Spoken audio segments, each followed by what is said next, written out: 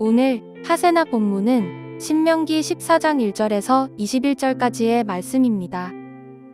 당신들은 주 당신들의 하나님의 자녀이니 죽은 사람을 애도할 때에 몸에 상처를 내거나 앞머리를 밀어서는 안 됩니다. 당신들은 주 당신들의 하나님의 거룩한 백성입니다. 주님께서 땅 위에 있는 많은 백성 가운데서 당신들을 선택하여 자기의 귀중한 백성으로 삼으셨습니다. 당신들은 주님께서 부정하다고 하신 것은 어떤 것도 먹어서는 안 됩니다. 당신들이 먹을 수 있는 짐승은 소와 양과 염소와 사슴과 노루와 꽃사슴과 드렴소와 사념소와 드량과 사냥과 같이 굽이 두 쪽으로 갈라진 쪽발이면서 새김질도 하는 모든 짐승입니다. 이것들은 당신들이 먹을 수 있습니다. 새김질을 하거나 굽이 두 쪽으로 갈라졌더라도 다음과 같은 것들은 당신들이 먹지 못합니다. 낙타와 토끼와 오소리와 같은 짐승은 새김질은 하지만 굽이 갈라지지 않았으므로 당신들에게 부정한 것입니다. 돼지는 굽은 갈라졌지만 새김질을 하지 않으므로 당신들에게 부정한 것입니다. 당신들은 이런 짐승의 고기를 먹어서는 안 되고 그것들의 주검도 만져서는 안 됩니다. 물에서 사는 모든 것 가운데서 지느러미가 있고 비늘이 있는 물고기는 무엇이든지 당신들이 먹을 수 있습니다. 그러나 지느러미가 없고 비늘이 없는 것은 어떤 것이든지 당신들에게 부정한 것이니 당신들이 먹어서는 안 됩니다. 깨끗한 새는 무엇이든지 당신들이 먹을 수 있습니다. 그러나 당신들이 먹지 못하는 새가 있습니다. 그것은 독수리와 수염수리와 물수리와 매와 붉은 소리개와 각종 소리개와 각종 모든 까마귀와 타조와 올빼미와 갈매기와 각종 매와 부엉이와 따오기와 백조와 펠리컨과 흰물오리와 가마우지와 고니와 각종 푸른 해오라기와 오디새와 박쥐입니다. 날기도 하고 기어다니기도 하는 곤충은 당신들에게 부정한 것이니 먹어서는 안 됩니다. 그러나 깨끗한 날벌레는 당신들이 먹을 수 있습니다.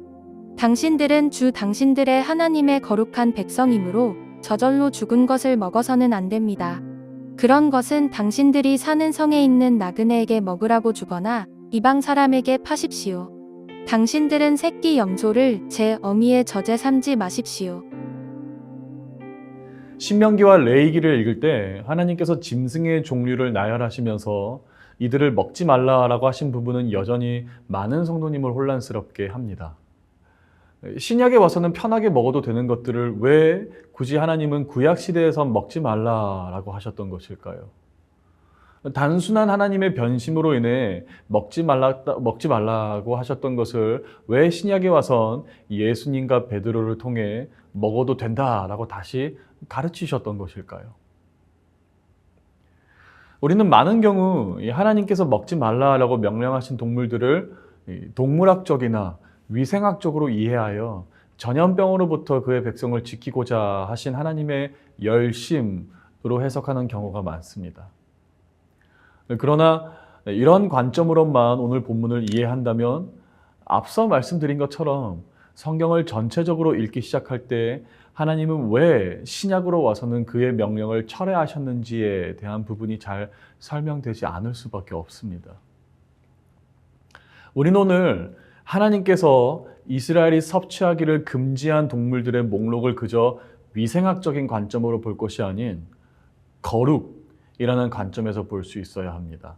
왜냐하면 당시 이 식습관이라는 것은 그저 음식 문화로만 그치는 것이 아닌 종교와 아주 밀접한 관계가 있었기 때문입니다.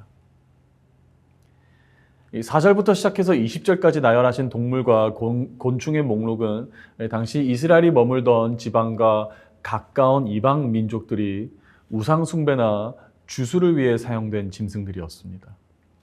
이 짐승들은 특정 제사를 위해 사용된 제물들이기도 했으며 제의적으로 어떤 역할을 담당하거나 귀신들이나 죽은 이들의 빙의를 위한 촉매제로 사용되기도 했다라고 학자들은 가르치고 있습니다. 따라서 하나님이 이 동물들을 별도로 명시하여 섭취를 강력히 금지하신 이유는 자신이 직접 선택한 자신의 거룩한 백성들이, 자신의 자녀들이 이 음식들을 먹음을 통해 우상 숭배를 하는 나라와 비슷하거나 동류로 보여지는 것을 절대 원치 않으셨기 때문입니다. 하나님은 그의 백성이 분별되기를 원하셨으며 순결하고 정결하기를 원하셨던 것이며, 이를 남들은 다 먹는 것을 먹지 않으므로 그 분별됨이 온 열방 가운데 나타나기를 바라셨던 것입니다. 다시 말해 특정 동물에 문제가 있고 특정 음식에 문제가 있었던 것이 아닙니다.